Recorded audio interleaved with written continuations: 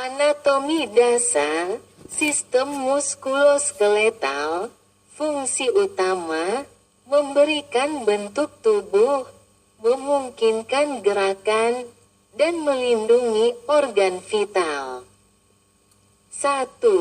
Komponen utama, tulang, terdiri dari kerangka aksial, tengkorak, tulang belakang, tulang dada, dan apendikular, tulang ekstremitas.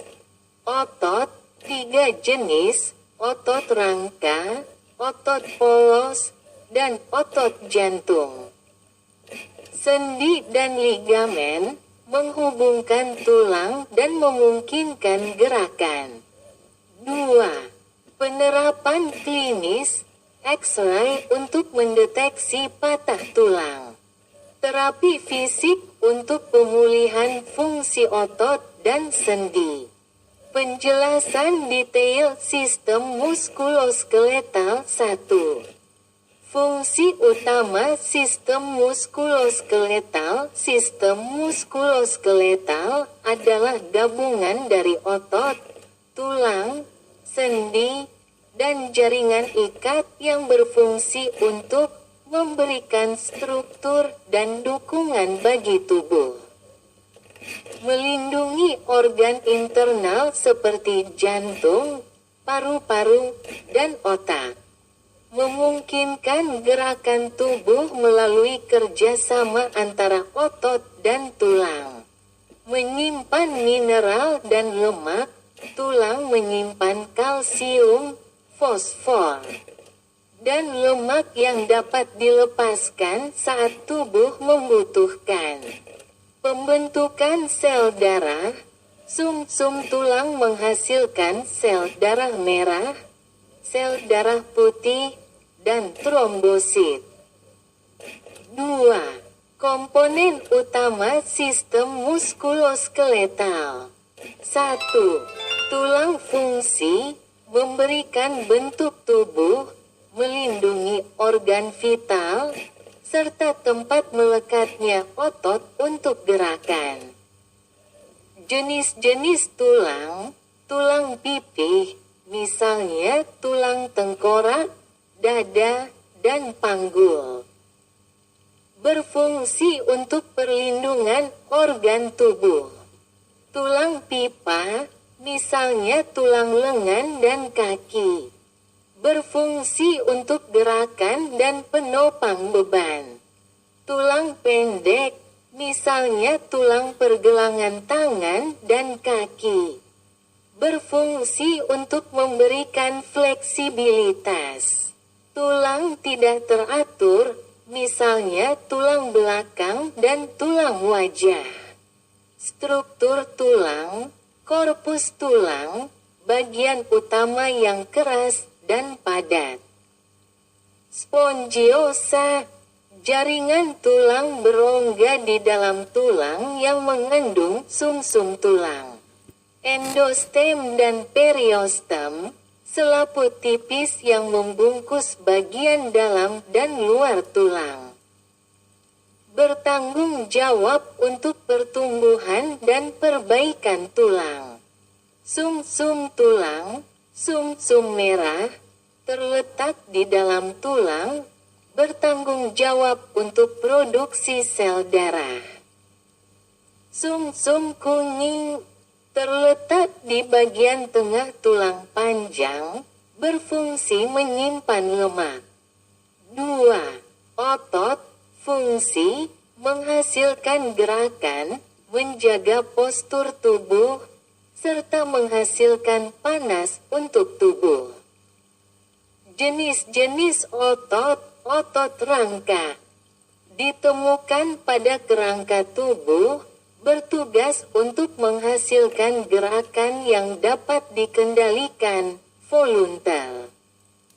Otot jantung, hanya ditemukan pada jantung. Bekerja secara otomatis, involuntar, untuk memompa darah. Otot lurik, ditemukan pada organ internal, bekerja otomatis untuk menggerakkan organ seperti lambung dan usus.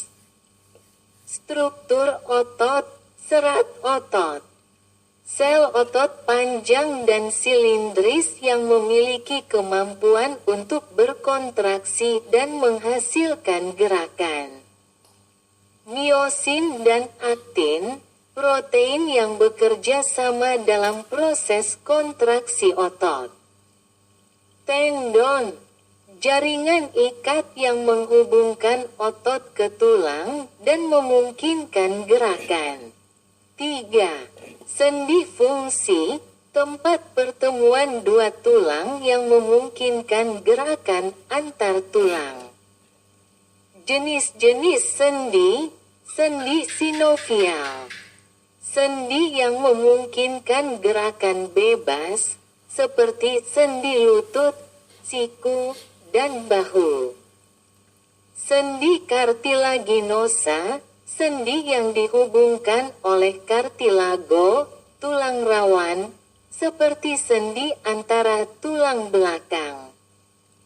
Sendi fibrosa, sendi yang dihubungkan oleh jaringan ikat padat, biasanya tidak bergerak, seperti sendi pada tengkorak. Komponen sendi sinovial, kapsul sendi, selaput yang membungkus sendi. Cairan sinovial, cairan yang melumasi sendi untuk mengurangi gesekan. Tulang rawan, menutupi ujung tulang untuk mengurangi gesekan dan mencegah kerusakan pada tulang. Ligamen, jaringan ikat yang menghubungkan tulang ke tulang dan memberi stabilitas pada sendi. 4. Jaringan ikat, fungsi, menghubungkan, menstabilkan, dan mendukung komponen-komponen sistem muskuloskeletal. Jenis-jenis jaringan ikat, ligamen, menyambungkan tulang ke tulang. Tendon, menyambungkan otot ke tulang. Fascia, jaringan ikat yang menyelimuti otot dan organ. Kartilago, menyediakan bantalan antara tulang dan membantu sendi bergerak lancar. 3. Proses gerakan dalam sistem muskuloskeletal. 1. Kontraksi otot. Otot bekerja melalui kontraksi, pengecilan panjang otot, yang menghasilkan gerakan pada sendi. Proses ini dimulai dari otak yang mengirimkan impuls ke saraf motorik yang mengaktifkan serat otot. Proses kontraksi, impuls saraf yang diterima oleh otot menyebabkan pelepasan ion kalsium dari retikulum sarkoplasma, yang memungkinkan interaksi antara aktin dan miosin dalam serat otot. Ketika aktin dan miosin saling bergeser, otot berkontraksi dan menghasilkan gerakan. 2. Gerakan sendi, fleksi dan ekstensi, pergerakan yang mengurangi atau meningkatkan sudut antara dua tulang. Seperti pada sendi siku, abduksi dan aduksi, gerakan menjauh dari garis tengah tubuh, abduksi, atau mendekat ke garis tengah tubuh, aduksi, seperti pada sendi pinggul. Rotasi, gerakan memutar di sekitar sumbu tubuh, seperti rotasi kepala atau sendi bahu. 4. Penerapan klinis. 1. Gangguan pada sistem muskuloskeletal, fraktur, patah tulang. Cedera pada tulang yang dapat disebabkan oleh trauma atau kondisi medis tertentu. Osteoporosis, penurunan massa tulang yang menyebabkan tulang menjadi rapuh dan rentan patah. Artritis, peradangan pada sendi yang menyebabkan rasa sakit dan pembengkakan, seperti osteoartritis dan rheumatoid arthritis. Skoliosis, kelainan pada tulang belakang yang menyebabkan kelengkungan abnormal. Tendinitis, peradangan pada tendon, sering disebabkan oleh penggunaan berulang atau cedera. Hernia nucleus pulposus, hernia diskus.